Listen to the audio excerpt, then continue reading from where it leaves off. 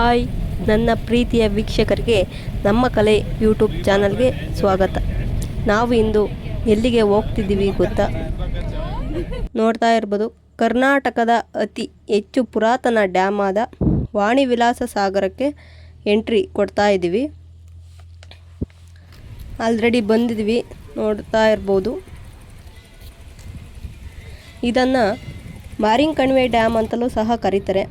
ಇಲ್ಲಿ ಕಣಿವೆ ಮಾರಮ್ಮ ದೇವಿ ಅವರ ದೇವಸ್ಥಾನವೂ ಸಹ ಇದೆ. ಡ್ಯಾಮ್ ಹತ್ರ ಹೋಗುವಾಗ ಕೃಷ್ಣರಾಜೇಂದ್ರ ಅವರ ಪುತ್ಥಳಿ ಇದೆ. ನೋಡ್ತಾ ಇರ್ಬೋದು ಡ್ಯಾಮ್ ಎಷ್ಟು ದೊಡ್ಡದಾಗಿ ವಿಶಾಲವಾಗಿದೆ ಅಂತ. ಈಗ ಸ್ಟೆಪ್ಸ್ ಹತ್ತಿ ಅಲ್ಲಿ ಮೇಲ್ಗಡೆ ಹೋದರೆ ಫುಲ್ ವ್ಯೂ ಸಿಗುತ್ತೆ, ಡ್ಯಾಮ್ ವ್ಯೂ. ಬನ್ನಿ ಹೋಗೋಣ. ನೋಡ್ತಾ ಇರ್ಬೋದು ಆಲ್ರೆಡಿ ನಾವು ಸ್ಟೆಪ್ಸ್ ಹತ್ತಿ ಮೇಲೆ ಬರ್ತಾ ಇದ್ದೀವಿ. ಅರ್ಧ ಸ್ಟೆಪ್ಸ್ ಹತ್ತಿದ್ದೀವಿ, ಆವಾಗಲೇ ಯಾವ ಥರ ವ್ಯೂ ಕಾಣಿಸ್ತಾ ಇದೆ ಅಂತ. ಇನ್ನೇನು ಸ್ವಲ್ಪ ಅದರಲ್ಲಿದ್ವಿ, ಮೇಲೆ ಬಂದಿದ್ದೀವಿ. ನೋಡ್ತಾ ಇರ್ಬೋದು ಈ ಡ್ಯಾಮನ್ನು ವಿಶ್ವೇಶ್ವರಯ್ಯ ಅವರು ವೇದಾವತಿ ನದಿಗೆ 1897ರಲ್ಲಿ ಇದರ ನಿರ್ಮಾಣ ಆರಂಭವಾಗಿ 1907ರಲ್ಲಿ ಮುಕ್ತಾಯವಾಗಿತ್ತು. ಪ್ರಸ್ತುತ ನಾವು 2025ರ ವರ್ಷದಲ್ಲಿದ್ದೀವಿ. ಆದರೆ ಈ ಜಲಾಶಯ ತುಂಬಿ ಹರಿದಿದ್ದು ಅಥವಾ ಕೋಡಿ ಬಿದ್ದಿದ್ದು 4 ಬಾರಿ ಅಷ್ಟೇ. 2025ನೇ ವರ್ಷ, ನಾವೀಗ ಪ್ರಸ್ತುತ ಇರೋ ವರ್ಷದಲ್ಲಿ 4ನೇ ಬಾರಿ ಕೋಡಿ ಬಿದ್ದು ನೀರು ಮುನ್ನುಗ್ತಾ ಇದೆ. ಅದನ್ನು ಕಣ್ತುಂಬ್ಕೊಳ್ಳೋಣ ಅಂತ ಬಂದಿದ್ದೀವಿ. ನೋಡ್ತಾ ಇರ್ಬೋದು ಯಾವ ಥರ ವಿಶಾಲತೆಯಿಂದ ನೀರು ತುಂಬಿದೆ ಅಂತ. ಡ್ಯಾಮ್ನ ನೋಡ್ಕೊಂಡು ಬಂದಮೇಲೆ ಆಗಲೇ ನೋಡಿದ್ವಲ್ಲ ಕಣಿವೆ ಮಾರಮ್ಮ ದೇವಸ್ಥಾನ, ಆ ದೇವಸ್ಥಾನದೊಳಗೆ ಹೋಗೋಣ ಅಂತ ಹಣ್ಣು ಕೈ ಮಾಡಿಸೋಕ್ಕೋಸ್ಕರ ಒಳಗಡೆ ಹೋಗ್ತಾ ಇದ್ವಿ. ಇಲ್ಲೂ ಸಹ ಭಕ್ತಾದಿಗಳು ಎಷ್ಟೊಂದು ಜನ ತುಂಬಿದ್ದಾರೆ ಅಂತ ನೋಡ್ತಾ ಇರ್ಬೋದು. ಒಳಗಡೆ ಫುಲ್ ಜಾಗನೇ ಇಲ್ಲ, ಫುಲ್ ಜನ ನಿಂತಿದ್ರು. ಮಂಗಳಾರತಿ ಆಗ್ತಿರೋ ದೃಶ್ಯ.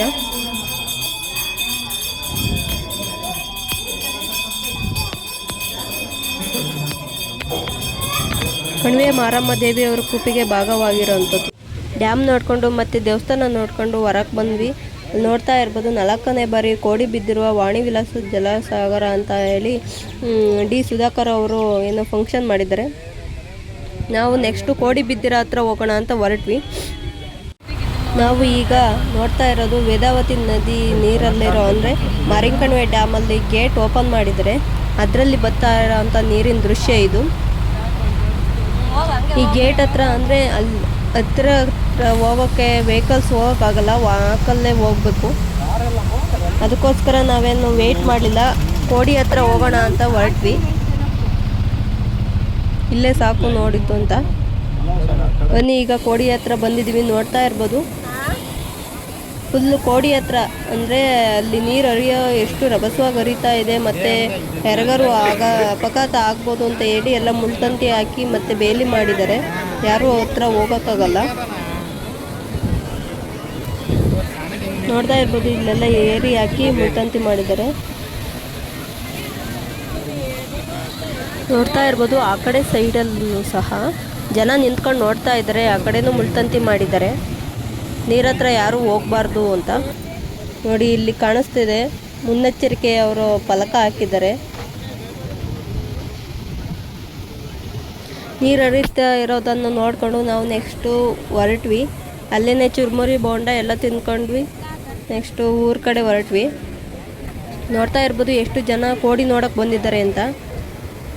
ಎಲ್ಲರೂ ಈ ವಿಡಿಯೋ ನೋಡಿ ಅಂತ ಹೇಳ್ತೀಯಾ. ಥ್ಯಾಂಕ್ ಯು ಫ್ರೆಂಡ್ಸ್, ಸಬ್ಸ್ಕ್ರೈಬ್ ಮಾಡಿ. ಬಾಯ್.